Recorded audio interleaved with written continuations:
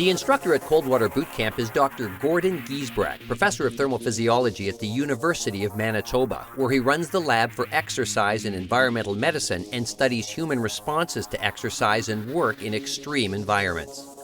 Dr. Giesbrecht is one of the world's leading authorities on freezing to death and believes the best way to study cold on the human body is to get intimate with the elements. Gordon takes our boot campers into the classroom to teach them the 1-10-1 principle, 3 numbers that might help save your life in the event of a cold water immersion. So we devised a way to remember all 3 phases and to remember this graph with what we call the 1-10-1 principle. And the first thing, of course, is do not panic, because you have 1 minute to get your breathing under control, you have 10 minutes of meaningful movement, and 1 hour before you become unconscious due to hypothermia. But the point is, you actually can survive a long time in cold water if you do the right thing.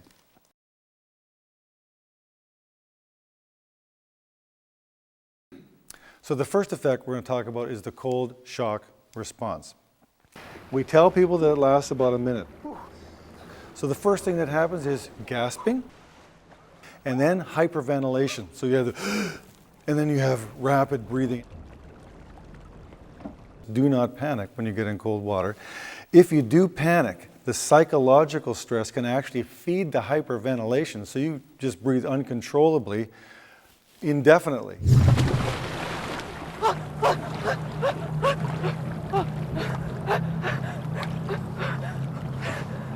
Normally, when we're walking, running, or swimming, we coordinate our swimming movements with our breathing.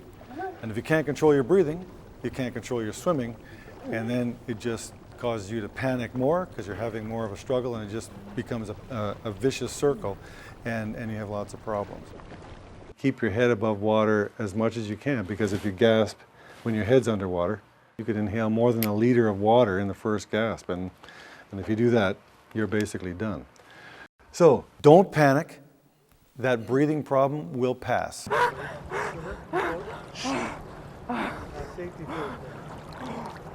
You have time then to consider your actions.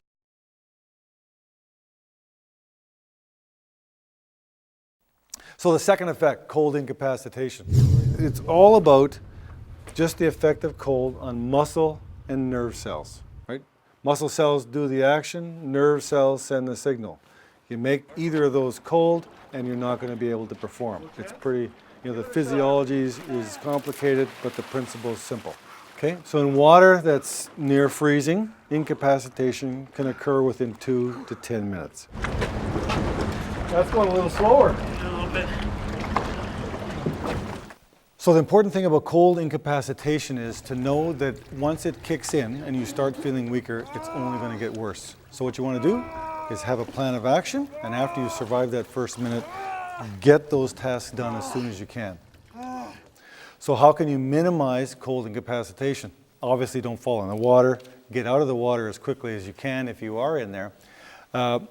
If you can't, then you want to get as much of your body out of the water as possible, like holding on to an overturned boat or sitting in an upright boat that even if it's underwater, it can still keep much of your body out of the water if you're sitting on there.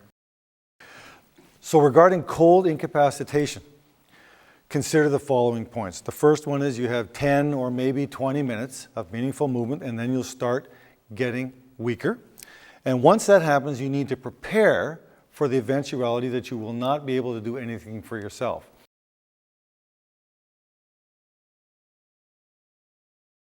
Now, if you survive the immediate short-term and mid-term phases, cold shock response, cold incapacitation, and you've not been rescued, but you're able to keep your head above water, you have a life jacket on, then you'll enter the third phase, which is hypothermia. And again, we said that takes at least 30 minutes to maybe an hour, even in cold, ice cold water. So just how cold is cold? We call cold water anything below 20 degrees Celsius, because anything below that, most humans, if they're in that water long enough, will eventually become hypothermic. They can't defend against those temperatures indefinitely. There's a number of things that can affect the core cooling rate. Obviously the water temperature, the colder it is, the faster you get cold. the amount of the body that's immersed. That's why we tell people get as much of your body out of the water as possible. Body morphology, that's a fancy word for basically how much fat do you have and how much do you weigh. And generally, folks who weigh more will cool slower.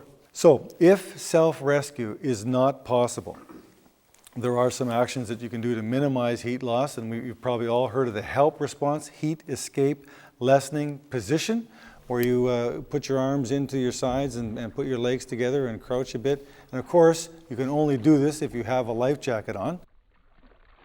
And also there's the huddle position, where 2 or 3 people can actually form a huddle, and by pressing themselves together, they can decrease the surface area for heat loss to the water. Metabolic heat production, if you are shivering, that is really producing heat. People who shiver more will produce more heat, and that'll slow down your descent into hypothermia. So regarding hypothermia, consider these following points. You want to delay the onset of hypothermia as much as possible. The HELP position, huddle position, exit the water as soon as possible, and if it's not possible, get as much of your body out of the water. So in closing, let's just review the 1-10-1 principle, which actually encompasses all 3 phases of what happens to you in cold water. The first thing is you have 1 minute to get your breathing under control. Don't panic. That breathing problem will pass. You have time then to consider your actions. You have 10 minutes of meaningful movement for self-rescue or to prepare to wait to be rescued if you couldn't self-rescue and you're starting to get weaker.